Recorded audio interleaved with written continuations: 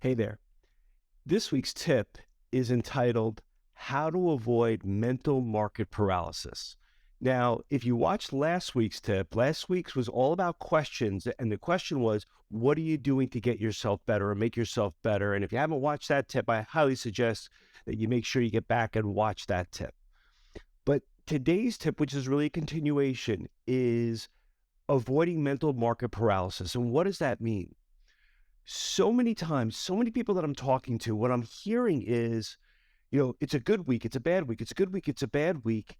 And what's happening is this frustration of not being able to grab onto anything and gain any momentum. So all of a sudden the market gets a little bit better and we're feeling better. Our activity goes up and we feel like, hey, maybe we've crossed over the hump.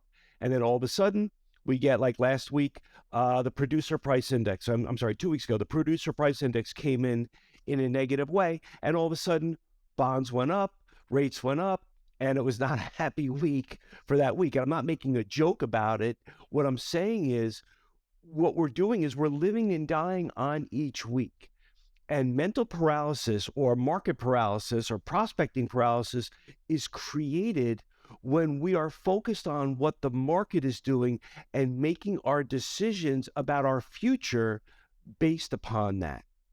And what I want you to do is I want you to just ask yourself a question. And the question is, are people buying homes? Yes. Are people selling homes? The answer is yes.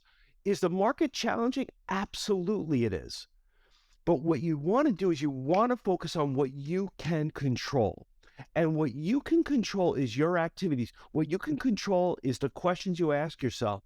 And just keep asking yourself, what are the things I must continue to do? And then do them. So if it is prospecting, if it is making appointments, and if it is adding new relationships, whatever your plan is, you have to stick to it. Don't change your plan based upon 1 week's good economic report or 1 week's bad economic report or whatever happens with interest rates. You're going to make yourself crazy, which is one of the reasons why you hear me over and over talk about you can listen to the predictions. Actually, I say don't listen to market predictions because nobody's getting it right. You can listen to predictions to get educated. But if you're going to live and die on these predictions of the market, you're going to find that more often than not, you're going to be disappointed.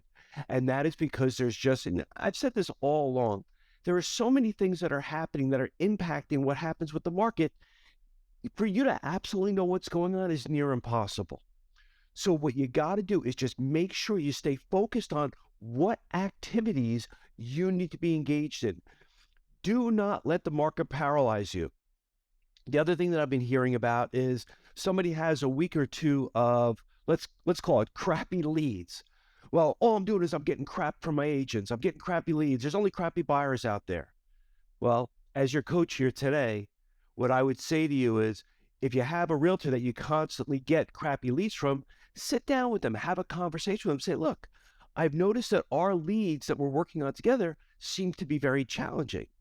Are these the only type of leads you've been getting, or other leads coming in that borrowers have their own financing?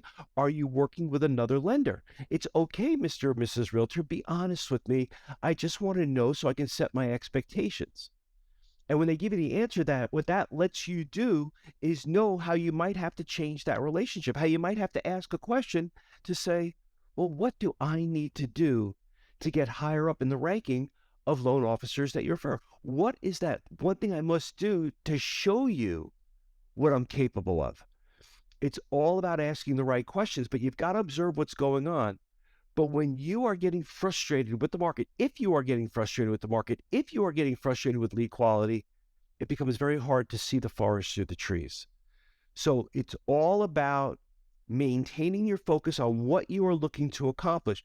And don't be afraid to have the conversations with your referral partners, asking them what's going on and finding out, is it only challenging leads that they have, or are they in another relationship? And then you got to ask the questions, what you've got to do to elevate your stature in that relationship.